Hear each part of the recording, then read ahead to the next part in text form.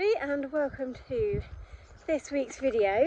It's going to be a slightly different one this week.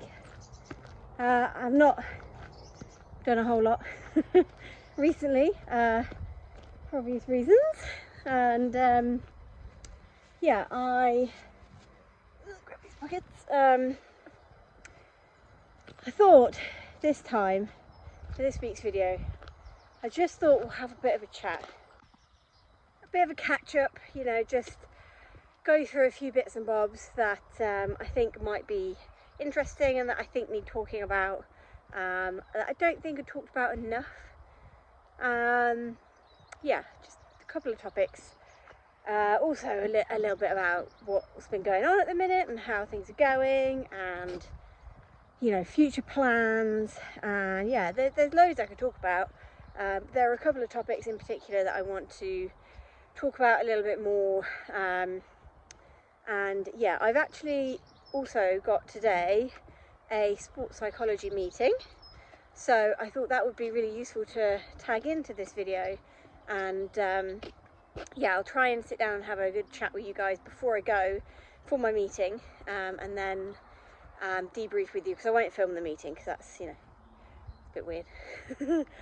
But yeah, I'll have a good chat with you afterwards as well about the kind of things that we talk about. Obviously, when I started these meetings, it was for dealing with my mindset when it came to my show jumping and my you know, for my eventing, and sort of just riding mindset in general in terms of performance, and you know, trying to get the best out of me so I can get the best out of them, and it made a huge difference. So obviously now I'm not competing as much. I'm doing a little bit of dressage, but that's about it. But I want to continue improving my mindset, so I'm keeping on with my sports psychology, even though we're not actually competing at the moment. Well, you know, really, because yeah, I just feel like I want to keep improving in the areas I can keep improving in, even if I can't do as much of the rest, which is one of the topics I'm going to be discussing with you, because yeah, I don't think it's talked about enough, in terms, not just in pregnancy, but just, yeah, there's a few bits and bobs that I've been struggling with that I think will be helpful for other people to hear me talk about, because they might be struggling with them too, and it's just nice to know that you're not alone.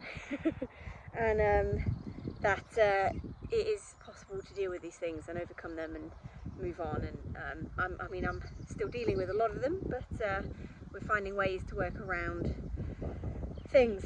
Anyway, I've just got a few more jobs to get done here in the morning, and then I've got Rebel to ride, and then I thought we'll sit down and have a little chat.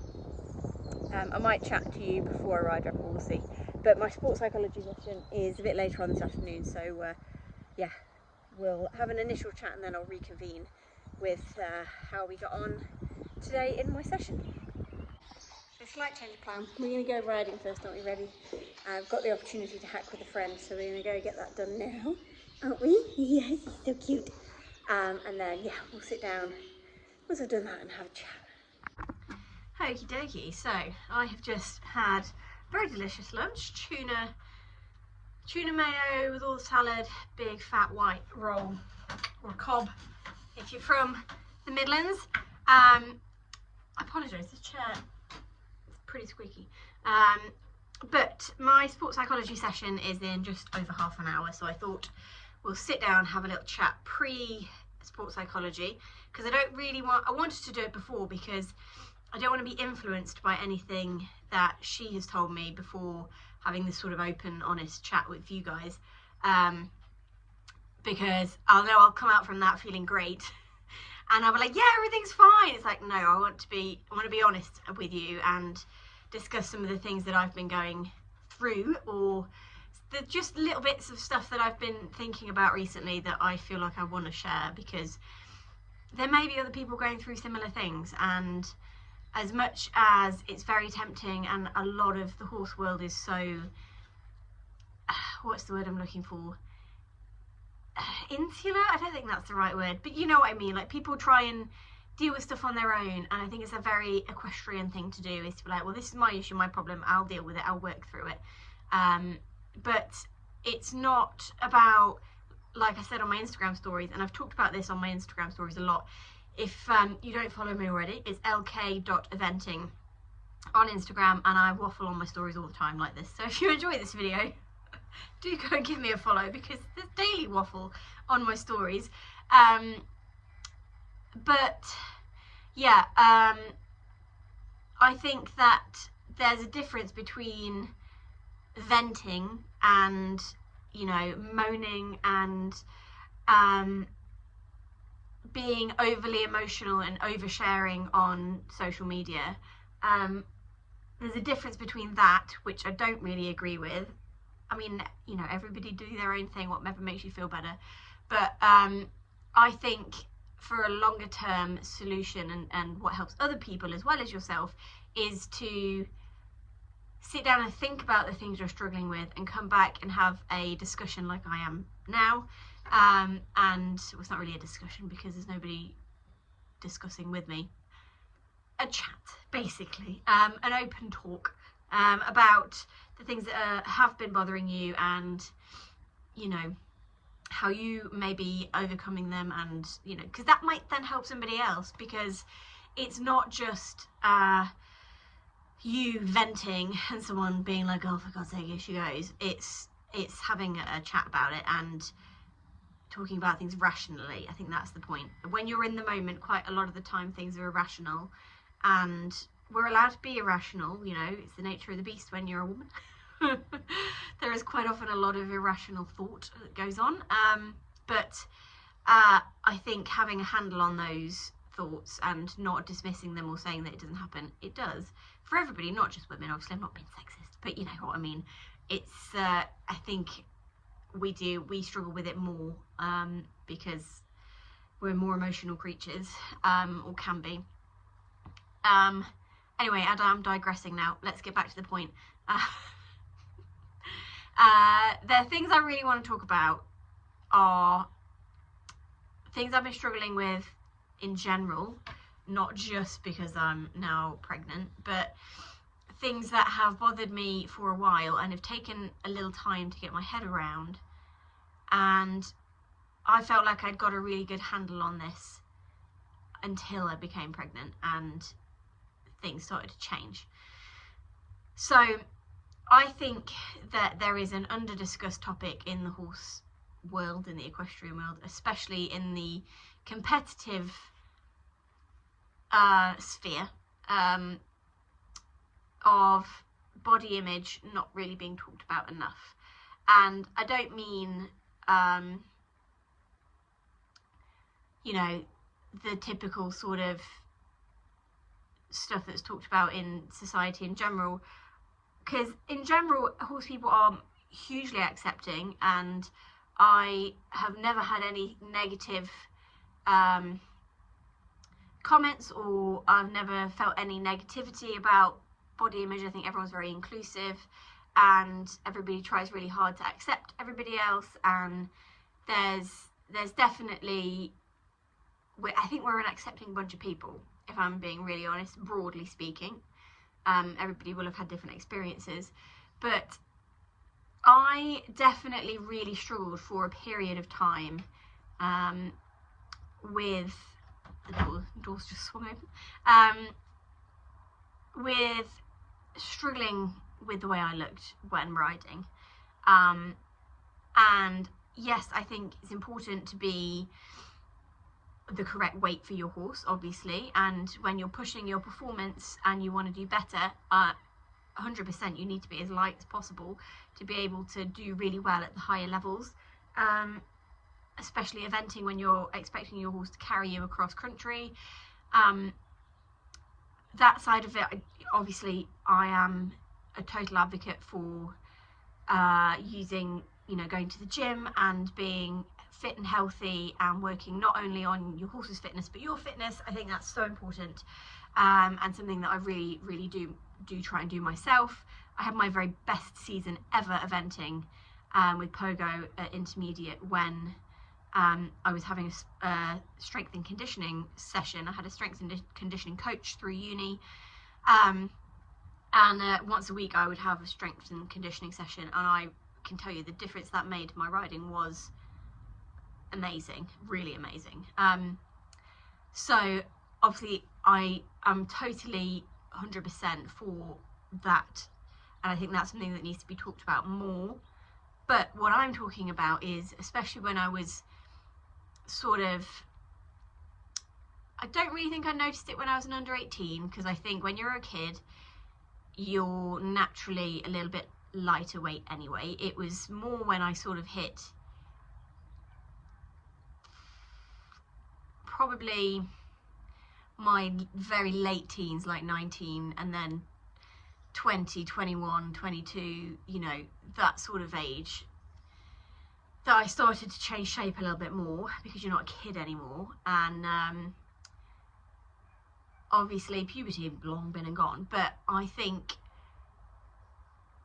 without the stress of school and, you know, starting to, you know, have a job and work before I went to uni a bit later, I wasn't being as active, I wasn't down the farm as much, so yeah, I definitely, my body shape changed quite a lot from being, you know, what I would say is your, you know, when you look at the pros and you look at so many people that seem to do really well, they're all so tall and skinny, and that sort of tall, willowy shape is very straight up and down, not a lot of bosoms or bottoms, and I think that when I think of a horse rider, I think of somebody that shape, and I was not that shape at all, especially in my early 20s,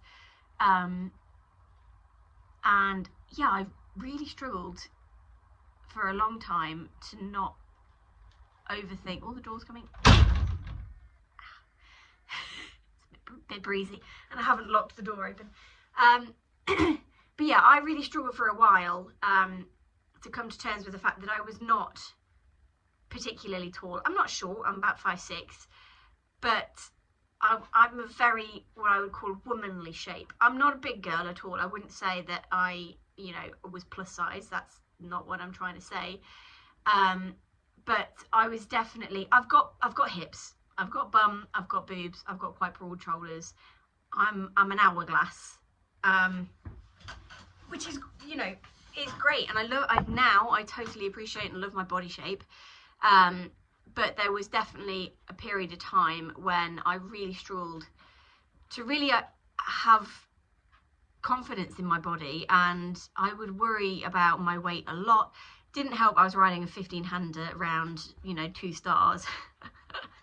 And I was well aware of my weight and my influence over him, because he was so little and we were jumping very big jumps, and I think that made me even more aware of it, but from a positive place, because obviously I wanted to be, you know, wanted to do right by him and to be thinking about his welfare and our performance. That side of it I totally think we need to think about and talk about more, but it needs to come from that place. Whereas in my head, because I had struggled with body image for a while anyway as a teenager, and as most teenagers do, and then yeah going into sort of early adulthood and seeing all the people I aspire to and look up to in the eventing world being very, very lightweight, very small, petite riders, and a lot of them also very, very tall, and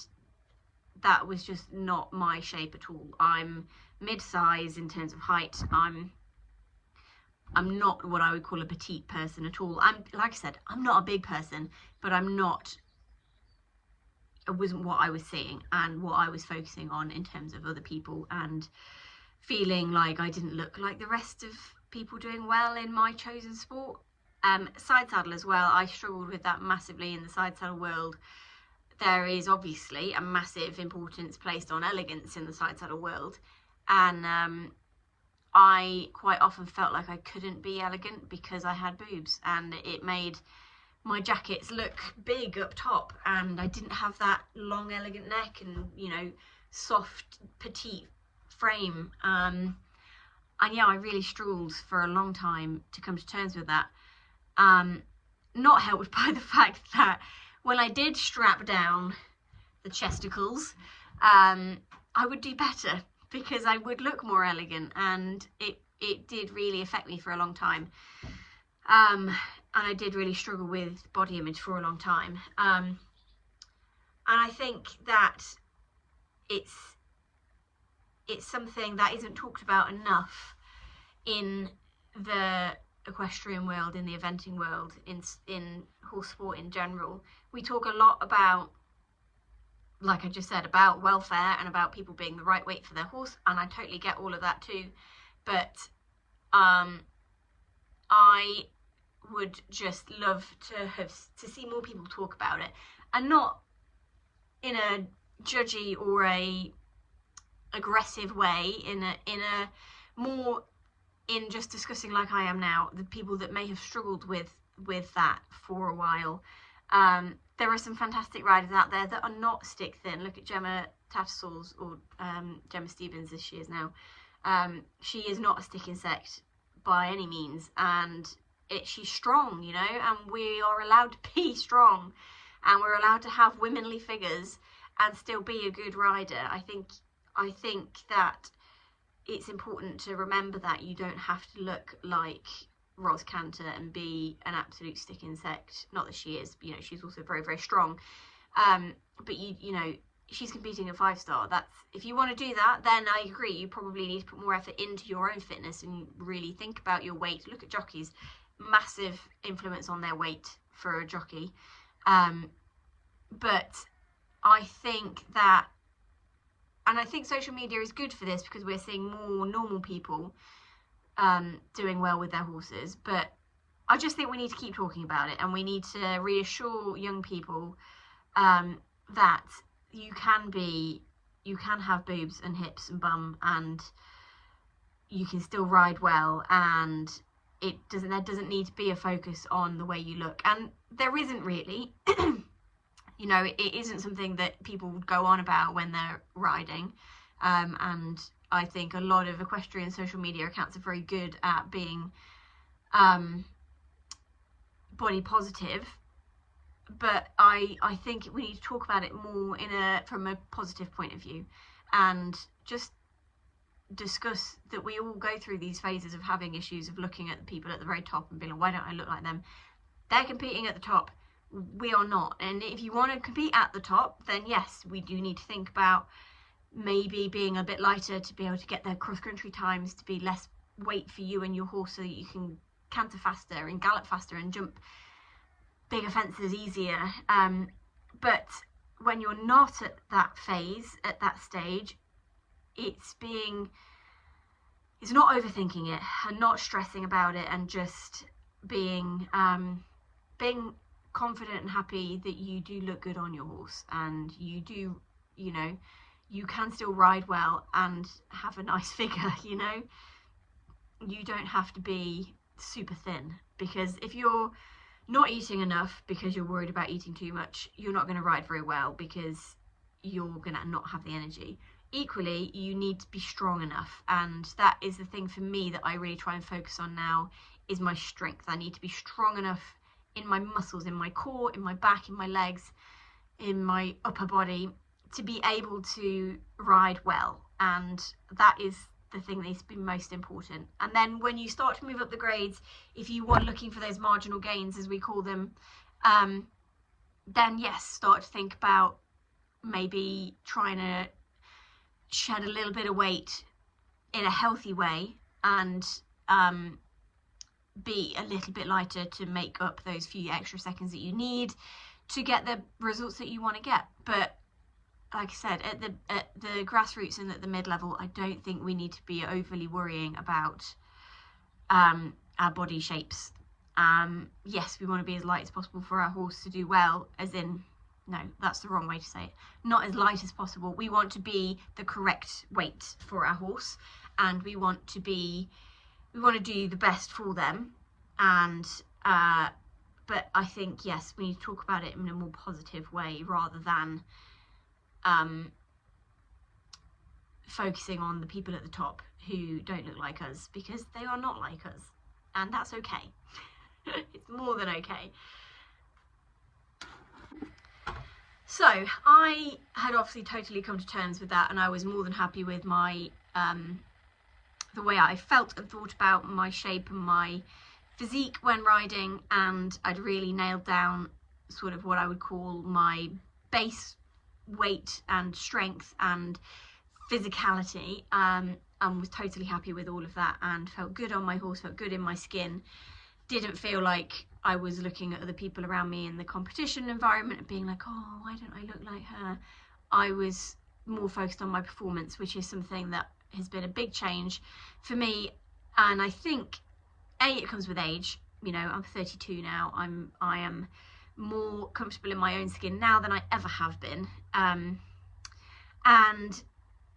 a lot of that is just growing up and experiencing life and having things more important to worry about than that. So obviously that's something that only comes with time and experience. But again, I think people talking about their own experiences will help others when they are in that stage of struggling with comparison. But the thing that has shocked me a little bit in this recent phase of my life is something I thought I had put to bed, like the worry I had over my body image and the way I looked on the horse, and, you know, having those negative thoughts about myself in terms of the way I looked when riding.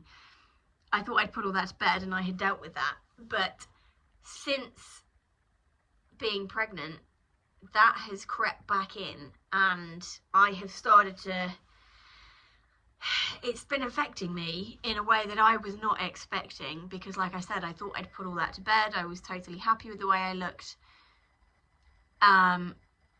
But with the way things have been changing, and obviously some stuff changes really early in pregnancy, like my boobs got massive really quickly, and it totally threw my head out of whack because I looked so different. I looked huge in my head. I mean, I wasn't at all. And again, everybody kept saying to me, well, it's because, you know, you're pregnant, it's a great thing, you know, you should be, it's fine, don't stress about it. And I totally get they're coming from a good place, and obviously I just shouldn't have to say this, I'm over the moon and I'm thrilled to be in this position. There was a long time where me and my husband thought we couldn't have children, and to finally have got to this point is amazing, and I'm totally thrilled and over the moon and ecstatic that we're having a baby. But that shouldn't mean that I don't have my own thoughts and worries, and there are times when my own irrational thoughts are going to come out and are going to affect me, and I still need to feel like I can deal with them from an internal place and not have this feeling like I can't feel like this because I'm pregnant. I should be so happy and thrilled. I should still be able to have talks about, you know, have reassurance about the way I look even though I am pregnant. Do you know what I mean? And I felt like I shouldn't feel like this because I'm pregnant and I should just be grateful. And that's why I want to have this conversation, because if there is anybody out there thinking these things, you know, and it doesn't even just have to be pregnancy, your body could be changing for any reason. You know, you could have had time off due to an accident or an incident and put weight on because you couldn't be mobile, and have come back to riding from then, and not only struggling with getting back into grips with riding or whatever it is, but also dealing with the change in your body and your physique. But I think what was bothering me as well is the feeling I can't do anything about it. Because obviously I'm not going to be losing weight anytime soon, not until he pops out. And the thought that I can't, you know, normally if I have an issue with something, if I'm struggling with something with riding, if I'm feeling like, you know, I'm not looking the way I want to look, or I'm not able to ride my best, I'll go to the gym and I'll get stronger. I'll change my diet so I'm eating healthier. I'll work on whatever I need to work on with Rebs in a training session. I'll go and book a show jump clinic, or not clinic, you know, lesson with Simon, or I'll go and hire somewhere and practice, or book some training competitions in. all of that kind of stuff I can't do right now. So I think that was really bothering me as well, was the fact that the things that I would normally do to get out of this headspace of thinking negatively about the way I looked, I can't really do. And I know it's not going to change anytime soon, because we're only going to get bigger, which is fine and fantastic. But I'm at this stage now, we're at 28 weeks now, where we're at that in-between stage, I think, where I'm not hugely pregnant yet, and therefore don't feel it and feel in my head like I'm totally capable and like I should be able to do all the things I normally do. But we're creeping up in terms of size, and I think that's where I'm struggling. And again, totally aware it's all very temporary. You know, this is only a short period of not being able to do things that I can do and feeling the way I feel about my body image. But it doesn't stop me feeling the way I'm feeling in the moment. And yeah, I just wanted to share and talk about that, just in case anybody else has ever felt that way. And like I said, it doesn't have to just be because of pregnancy. It can be for any reason at all that you have had a change of opinion about yourself, or something has changed. You may have changed job and not be able to be as active, and it's hard, isn't it? It really is. And like I said, ordinarily I would isolate in my head the thing that's making me not feel very good, you know, and do something about it. But I can't do anything about this. Which I think is what is frustrating me more than anything. And we're coming to terms with it, and I'm definitely getting better and thinking about it more positively. I don't think it helps as well that when you're pregnant, hormones are all over the place. So I've got all that to deal with too, and I think that is not helping the regression in my mindset in terms of my body image. But it was just something I had not expected to happen, if you know what I mean. I thought I was totally secure in my body image now, and this, yeah, surprised me. So hence me wanting to talk about it, because I wanted to share that with people in case it surprised them too, if they were in a similar position. The other thing that has surprised me with it was not surprised me, because I kind of thought I was always going to feel like this at some point, but I'm feeling it now, is that feeling of not being able to do the things that make me feel good. Because usually if I have a bit of a drop in positivity, I would do something to snap me out of it. I'll go for a jump lesson. I'll, you know, like I said, book a training event or competition, or have something to look forward to that I can focus on, like an event coming up, or I'll sit down and I'll plan my goals, and I'll do something positive to snap me out of the depressive episode I'll be sinking into. I've always struggled with my mindset and my mental health a little bit. Since starting these sports psychology lessons, it's definitely improved a whole lot. And I have a wonderful husband who is incredibly positive and has been through a lot of shit himself. Apologies for the language. And he's definitely helped me see things from a more positive light and to reframe things and focus on different things. Yeah, normally if I would start to feel a little bit down and depressed about something, I would do the things that I enjoy doing. And a lot of those things that I enjoy doing, I can't do at the moment. I can't go cross-country schooling. I can't jump big jumps. I can't go for a lesson with Simon and you know, really push and train and feel like I'm improving. So again, that was something that I've been struggling with. But my sports psychologist has some really good pointers on that, and I'm going to go see her now.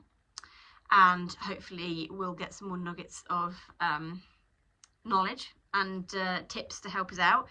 So I'll discuss all that afterwards. But now I need to shoot off to my meeting, and yeah, I'll let you know how we go.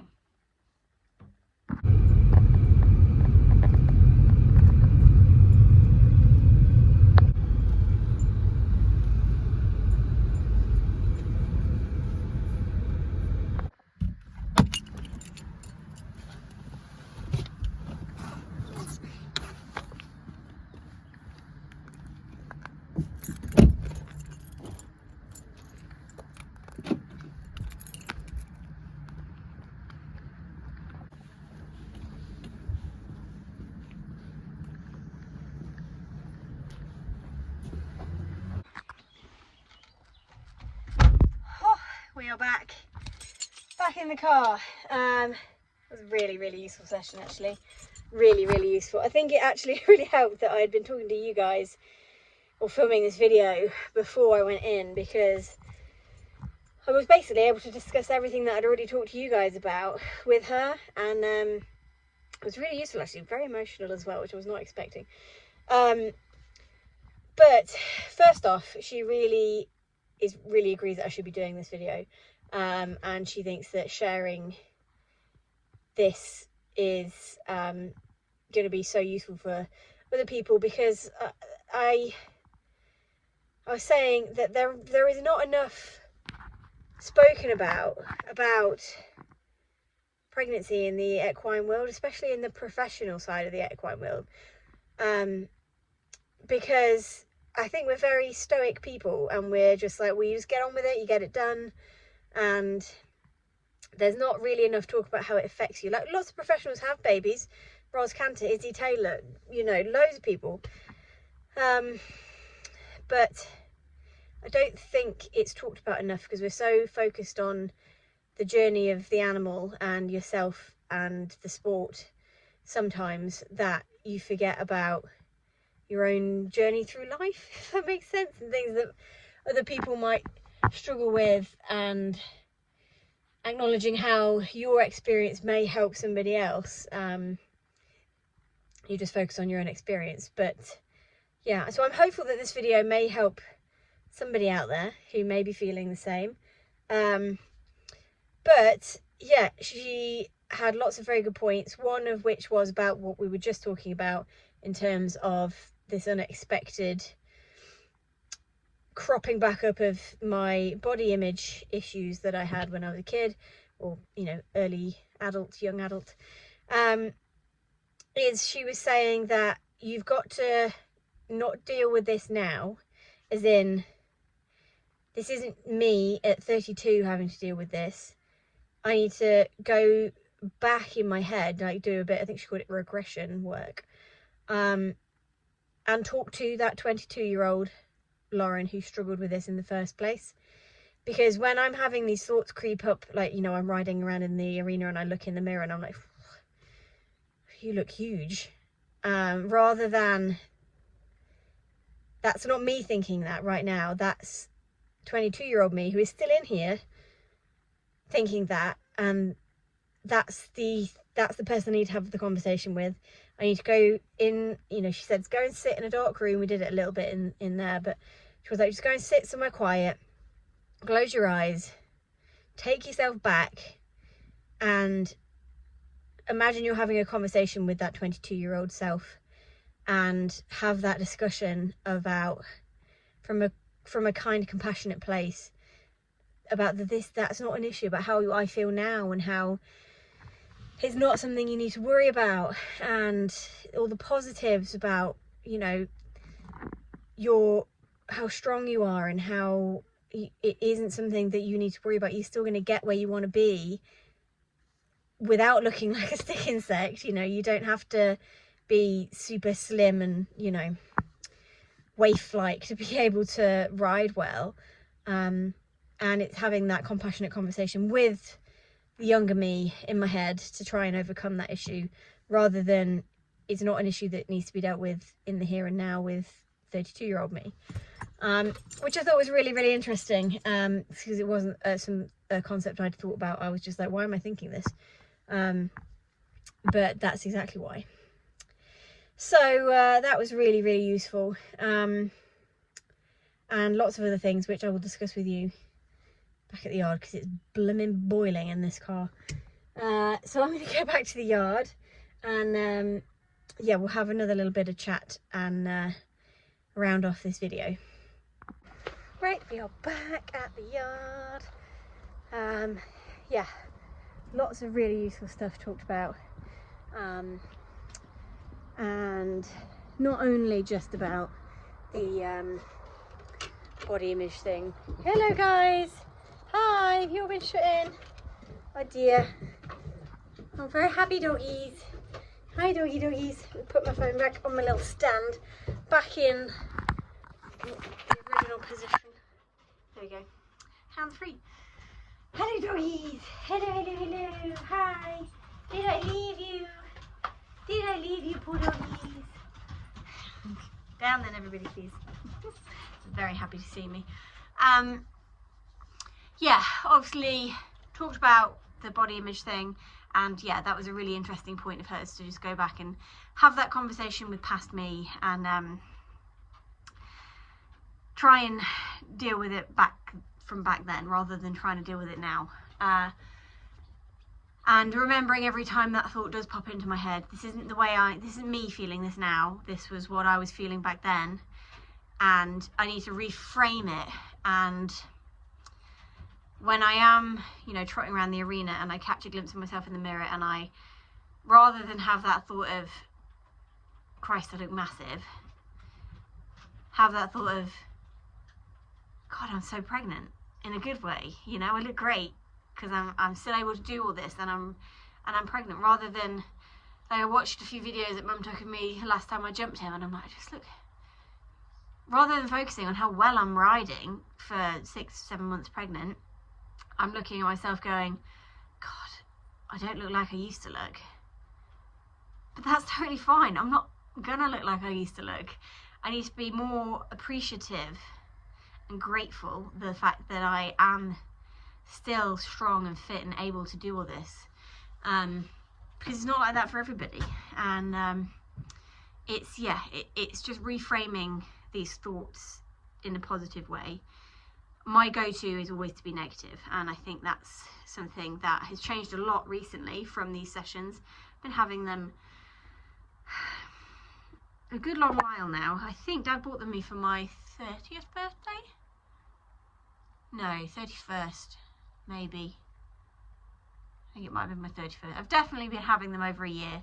I think it's my 31st. I think I had them all last year. Maybe I've been having them too young. I can't remember. A while now anyway, definitely over a year, and they have so helped my mindset and my the way I think about things, not just from a riding point of view. Obviously now we're not talking really much about riding stuff anymore, but she's somebody to talk to about things that isn't personally involved in them, which I think is really, really helpful, and obviously she understands everything from every aspect, because she's been with me through all the sporting stuff and the competitive stuff, and now we're not talking about either of those things as much. It's more about emotional stuff and dealing with this huge change that's happening in my life. But yeah, she really agreed that I need to talk about this, not just to her and to friends and family. I need to share this for the help that it might give others as well. But yeah, aside from just the body image stuff, the other things I've been struggling with have definitely been that feeling of not being able to do, like I said before, not being able to do the things that I would normally do to make myself feel good, and feeling like I can't do what I want to do, and the frustration of that. And again, she says that's because you're thinking about this from a negative point of view. You're thinking about all the things you can't do, all the things you're losing. You're not really losing them, because you're still going to be able to do them. They're not gone forever. And even then, I'm still able to do a lot of them now. It's not that I can't do these things. I'm very lucky to still be happy and comfortable, and riding without any pain or discomfort, and I'm still very lucky to still feel safe and stable enough to jump to some level. All of these things are positives that I need to think about, rather than thinking about the negatives and what I can't do, rather than watching other people doing the thing I want to do and being like, why can't I do that? I need to be thinking about the positives that we're getting, and how this is useful for revs to not be running on this hard ground, and not have to be worrying about pushing for training, because and trying to find somewhere to train that's got better going, all of that kind of stuff. There are so many positives to be taken from this, and they're what I need to focus on now. And also, non-horse and sporting related, I need to focus on the positives that are going to come out of this, other than the obvious one of having a child, which is going to be fantastic, and is obviously something that Charlie and I wanted for a while, and thrilled that we're getting to do this. But also the positive things that are going to come out of it that aren't horse related, like having a chunk of time when baby's here to spend together as a family that we very rarely get. You know, we try and make time, but it's always, unless we've booked time off and things like that, it's very rare that we do get to spend time together. So being able to have that chunk of time at the beginning together is going to be really, really nice. It's going to be very stressful, I'm sure, as well. Not a lot of sleep, but being able to do this together is going to be really, really nice. And also being able to have no pressure on coming up the yard and riding, not that I will be able to ride straight away obviously, but even when I do have time off now, it's always tinged with a bit of guilt so that I'm not doing X, Y and Z at the yard. And like on the weekend I still have to come and do Rebby in the morning, even if I'm planning on not being there, unless I've planned and asked in advance, and even then I then feel guilty about doing that. But if like this past weekend that we've just had gone, I've had to go and do Rebel twice a day both days, so it's not time together completely without any other thoughts, because I still have the niggling thought of, you need to go do this, you've got to go up the farm, you've got to ride the horse, you've got to do whatever. So I think actually thinking, and I hadn't even really thought about this, but she says go away and write down or think about all of the positive things that are going to come from this that aren't horse related, that you haven't really thought about. Because to be honest, I haven't really thought about what's happening when it comes. We're just going to wing it. No, we're not. We are obviously going to sit down and look into some bits and stuff and do some research. But at this point in time, we've both just been enjoying the journey rather than actually planning for the future. So that was also really useful to be thinking about reframing those negative thoughts in a positive way. But plan A is Osberton 1 star, first week of October. Leaves me 2 months if baby's on time. Might be a bit delusional, we will see. And then from then,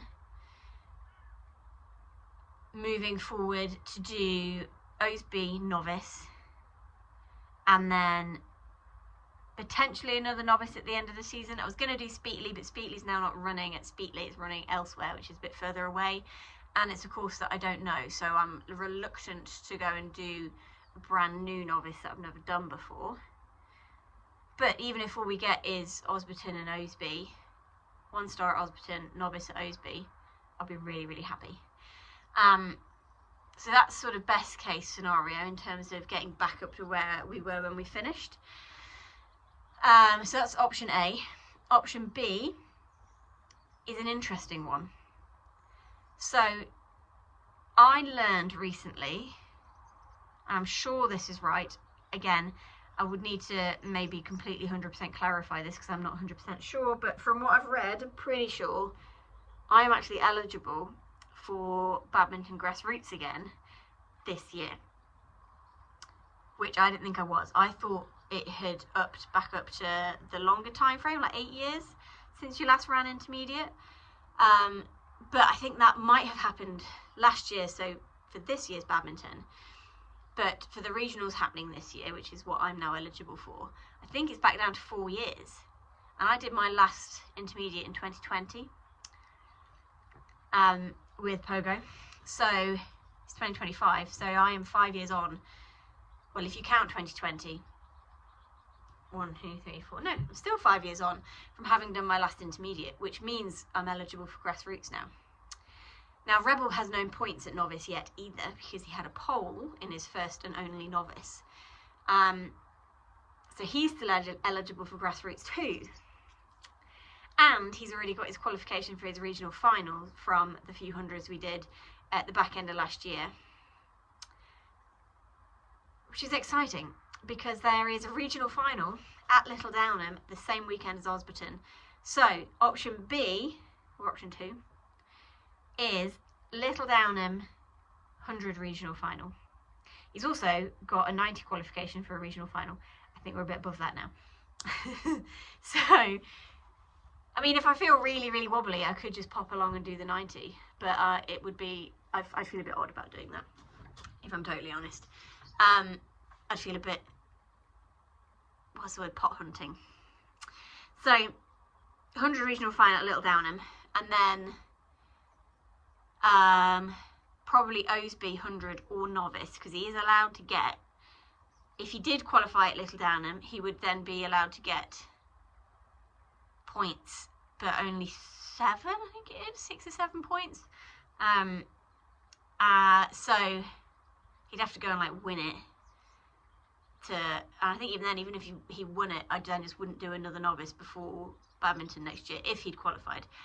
If we don't qualify at Little Downham, that's absolutely fine. It's just a nice, good, solid 100 run rather than a basic 100 run to get him going. And me. And then, yeah, like I said, Osby 100 or novice, depending on how we're all feeling. It's all going.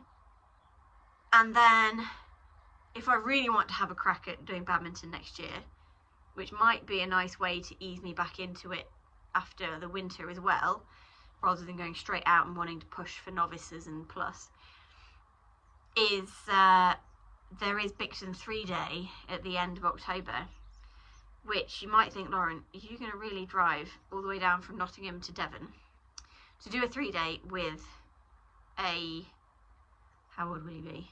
August, September. With basically a 2/3 month old baby. That might be pushing it, but again, I've got fantastic support. I would obviously make sure that the husband could come with me, and the wonderful Chloe lives down in Dorset, which is not too far from Devon. It's about, I think she says, about an hour and a half for her to Bicton.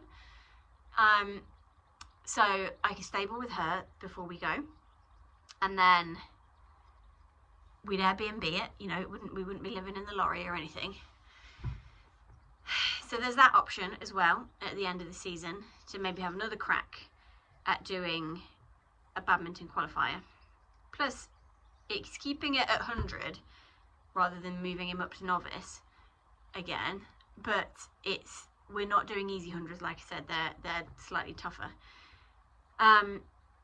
So that's option B. And again, even if we don't qualify from all of that, that's fine. I'm not desperate to qualify. It would just be a nice easing back in, I think, for me, rather than going straight back out and expecting me and him to both be capable of, more me, because he's already capable of getting back to that point where we want to be jumping around novice tracks. So that's option B. Option C is we don't get back to eventing at all this year, which is totally fine. Absolutely 100% totally fine. And while it's not my ideal scenario, it is a scenario that I am aware of and is absolutely fine. We just come back when we come back at our own speed and our own rate, and focus on winter training, nail some show jumping over the winter, and you know, make some aims with that, and yeah, not overstretch ourselves if we either have difficulties in it at any stage, or you know, there's all sorts that could go wrong, and all sorts that could not go wrong but just not go ideally, and that's fine. That's absolutely fine. But it makes me feel good knowing that I have these 3 plans and these 3 scenarios in my head. Anyway, this video is going to be miles long, and it's mostly just me waffling at you, so I'm going to cut it off there. There is an exciting point to end on with Rebel's potential future plans. My theory is if him and Simon do get on, and Simon is happy to take him out to do something, if he can get out and do a couple of 100s before I go and do Little Downham 100, or even Osborne 1 star, whichever one of those we do, I'm hoping that if Simon's took him out a few times before, it'll have taken the sting out of his tail a bit of having not done it since April. And because I know he's going to enjoy it and he's going to get very fresh and silly. So if Simon's taken him out and done those early ones, then hopefully by the time I come to do it on him, he's a little bit more relaxed. But even then, he might not get on with Simon. Simon might not get on with him. He's only ever had me jump him, ever. Let alone compete him or do any sort of cross-country with him. So it is a big ask for Simon to get on a horse that has never been ridden by anybody else, really, other than Mum and one other person for a few days, a few years ago. So yeah, that's the plan. But again, it's a loose plan.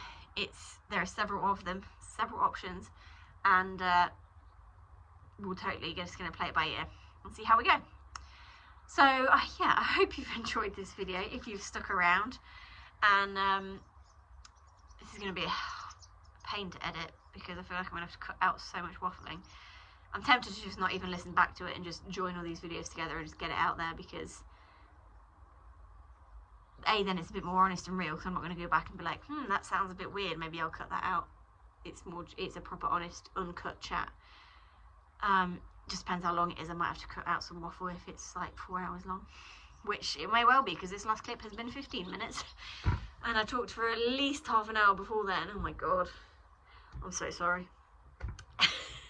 So yes, I'm going to love you and leave you, and hope you have enjoyed. Sorry for the waffle. We will see you on the next one. Again, I'm trying to think what that one will be. Not entirely sure, to be honest. I've still got a few on the back burner to edit and get out there as well that I haven't done, like Rebel's Journey Part 2, and I was going to do one about my riding journey and stuff. I've got Rebel's Week in the Life that's already filmed, ready to go. I just need to edit that too. So yeah, I've got a few options, because there is going to come a time when there's not going to be a whole lot for me to share. So yeah, there's a bit. I think I have got dressage next weekend, so maybe we have yet another dressage vlog, but I will be fairly pregnant on that one. I look quite big now. No, Lauren, positivity, come on, stop it. I look very pregnant now. That's how I need to start rephrasing it, because non-negative, come on. It's so hard when you spent a lifetime being negative about things. Trying to reframe and rephrase everything that you would normally say is really, really hard. But it's so worth it, and at least I'm picking up on the things now that I'm saying that are negative, which I didn't used to do before. And I'd be like, why do I feel this way? And then I'd realise I talk to myself so awfully in my own head. And actually vlogging has really helped, and talking on Instagram stories really helps. Again, lk.eventing if you don't follow us already on Instagram. Because it makes me pick up when I'm being negative, because I'm actually saying it out loud rather than just in my head. Anyway, I said I was going to stop waffling, and I've continued to waffle for another 3 minutes. Jesus.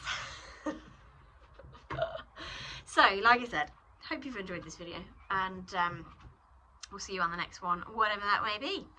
Yeah, bye. Sorry, slight interruption. It's fine. I've forgotten what I was saying now. What was I saying?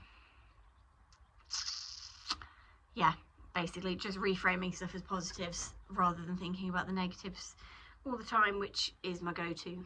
And I think because it took me a bit off guard, these feelings, I think I wasn't really prepared for them, whereas I'm prepared pretty much now for each time I know something negative is going to pop up in my head, because of past experience and being able to, be aware of the things that tend to trigger me. I hate that word, but you know what I mean. The things that set off a negative spiral, I'm pretty good at picking up on those early, and identifying them early and being able to work with them and around them and overcome them. I think both of these feelings took me quite by surprise, and yeah, was not expecting them. So I think I was a bit blindsided, and therefore didn't take that positive approach that I perhaps should have done, to reframe these thoughts and put a positive spin on them. But yeah, and it was a really good session. So yeah, I was going to talk about some other bits, but I feel like this video is going to be a million miles long if I talk about much more. So maybe we'll do a slightly more horse focused conversation a bit later, because I have some plans and some stuff that I've been thinking of, some goals and things. But again, that all may change. It totally depends how stuff happens down there. So maybe we'll talk about them now, briefly. Why not? Let's talk about them now quickly. So obviously everything that is going to happen in the future depends on what happens in the slightly nearer future. And yeah, you can't really plan too far ahead in terms of getting back out competing or riding or anything like that, because it all depends on how the birth is and how baby is and how we get into our routine and all of that kind of stuff. So even though that is all a bit up in the air, I've still made some rough plans for the back end of this year, just to make me feel better, and also so that I like having a plan. I have to have a plan in terms of horse stuff. Baby stuff, I seem to not be planning anything at all, which is slightly concerning. I think that's why I feel a bit weird about it. But horse-wise, we have a plan. And again, I have several plans, and if neither of them end up happening, then that's absolutely fine. We have no pressure to do any of these things that I've planned. So really we have an SA, an A, B and C plan for moving forward. Obviously, at the moment, still pretty much riding as normal, other than not going out competing, jumping, anything, not going out cross-country schooling, and obviously not eventing. And then again, even when I'm jumping at home, I'm doing mostly grid work and exercises to get him thinking, and not jumping max height at the moment. Flat work wise, riding pretty much the same, other than no, I still riding pretty much the same. I feel like I can't ride as well as normal, which is another thing that's been irritating me, but again, that's to be expected. And he's well enough established in his work now that I think me riding a little bit differently isn't going to change a whole lot. We're still working on things correctly, even though I'm having to maybe use some slightly different muscles to ask for the same aid, and still the same aid. Anyway, I'm waffling now. What was I saying? Plans. So for him, Mum started riding him a bit, which is good, and I'm hoping that she'll continue to ride him a bit. I go away soon. I don't actually know when I'm going to release this video. I do know I'm going to release it today. Baby brain. So Mum's going to ride him when I'm on holiday, which is in a couple of weeks, and so that will keep him ticking over. He's not hopefully having much time off at all. Obviously his fitness levels will drop a bit, so I need to make plans to get those back up, but he's very good on the gallops in general, touch wood. So I'm actually contemplating taking him out and doing a gallop session tomorrow, somewhere, and then I'm going to take him hopefully for his first jumping session with Simon in a couple of weeks, if Simon gets time, which will be really interesting, and that will again depend on what happens. If they get on and he likes riding him and he's happy to continue doing it, then I'm hoping to get that in the diary for once or twice a month, so that Rebby keeps jumping, because it is going to come a point when I'm not going to be able to, or don't feel comfortable doing any more jumping. And then we'll see how that all goes. I'd like potentially Simon to do a few events on him before I come back, probably sort of as I'm having, after baby's arrived, maybe take him out to a few if there's any local ones that Simon's going to, just to do hundreds, just to get Rebel doing it. And then currently my 3 plans for getting back to eventing, and if these are completely delusional and crazy, that's fine. I don't need to know that. That's why there are 3 of them, 3 scenarios, and it doesn't matter which one of those scenarios ends up happening. That's why I've got 3. So best case scenario, everything happens very smoothly and easily, and we can get cracked on as soon as we can. And this is all assuming baby comes on time as well. Baby might be late, which will put a spanner in the works. Anything can happen.